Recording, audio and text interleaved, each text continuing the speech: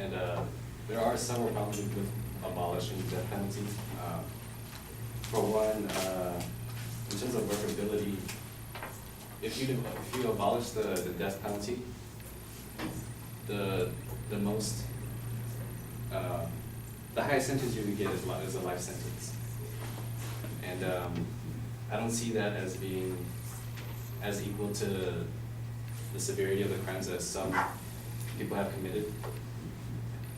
The Eighth Amendment says that excessive bail shall not be required, nor excessive fines imposed, nor cruel and unusual punishments inflicted.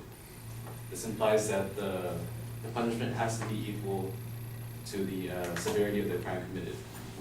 And take Charles Manson's case, for example. He and 3 other people went on a killing spree over the course of 2 nights, which ended the lives of 7 people. They inflicted 169 stab wounds and 7.22 caliber gunshot wounds. And Charles was sentenced to death, but California abolished the death penalty at that time, or a year after, which commuted his sentence to a life sentence. To this day, he's still in prison. Does this life sentence equate to the severity of the ruthless crime that he committed? I don't think so. A serial killer who took lives away from 7 different families shouldn't be able to live and breathe the same air as us. In another case, for example, Jim Jones, a cult leader, plotted and convinced 909 of his followers to commit suicide by cyanide poisoning in 1978, 304 of them which were children. Had he lived, would you impose the death penalty on him? I don't think that a life sentence would even come close to equating to the severity of the crime that he committed. And as you can see, there are certain cases where the death penalty does more than a life sentence to adhere to the implications of the Eighth Amendment that the punishment must equal to the crime committed.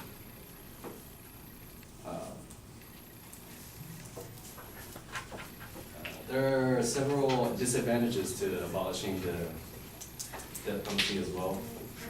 Several disadvantages include potential crime rate increase,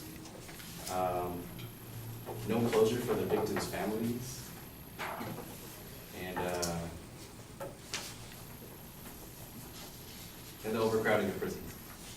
The issue of prison overcrowding is helped with the death penalty in place. It's not, the whole process of bringing the convicted person to death takes a very long time.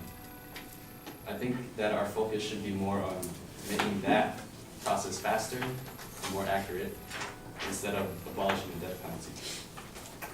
That could be a good alternative. And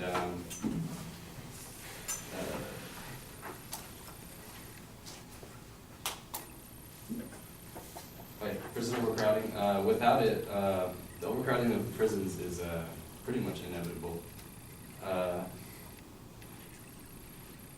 Looking at the past 5 years, the average number of death row inmates per year is around 3,100. However, we've only had 233 executions over the past 5 years. So if we could have made the whole process of bringing these death row inmates to the death sentence, to the actual death,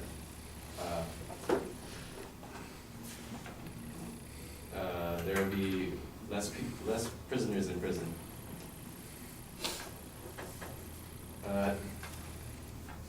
The potential crime rate increase, in a study done by a professor of law, Joanna Shepard, and professor of microeconomics, Hashim Dishbash, they found that the annual murder rate jumped by 9.3% when the moratorium of the death penalty in 1972 was imposed in the United States, and dropped by 8.3% when the moratorium was lifted. There has been other studies that show the relationship between the execution of death row inmates and the number of homicides as well. In another study done by the same individuals, they estimate that the execution of each offender seems to save, on average, the lives of 18 potential victims. And according to another study done by economists Nacy Moken and R. Kaj Gittings, each additional execution decreases homicides by about 5, and each additional commutation or changing the sentence from a death sentence to a life sentence, that increases homicides by the same amount, while one additional removal of the death row generates one additional homicide. These studies have shown that there is a possible crime deterrent effect from the death penalty being in place. Without the death penalty, there is a potential crime increase.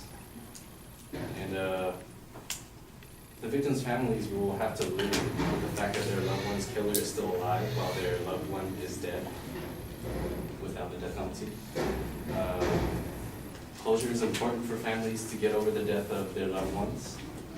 And according to the Baltimore Sun, Keith Garvin lost his wife to the murderer, Stephen Howard Oken, who had beaten and mutilated Garvin's wife to death. Garvin's father told the press that it caused a lot of emotional problems for the family, and that they resorted to so many different drugs to try and keep themselves calm. The only thing that I could think of to help resolve their problems emotionally would be to bring the murder to justice and have them sentenced to death, which actually happened. There are also some victims' families that would prefer the death penalty for their murders and watch them suffer for the rest of their lives in prison. According to the Huffington Post, Randy Browning watched as his godmother's killer, Kimberly McCarthy, was put to a peaceful, painless death by lethal injection. He told the press that, "I'm happy not to share the planet with Kimberly McCarthy, but would I want her to be strung up and tortured? No." So the death penalty is needed for the hearts of some of the victims' families to bring closure and relief, to know that they don't have to worry about their killers walking the earth again. And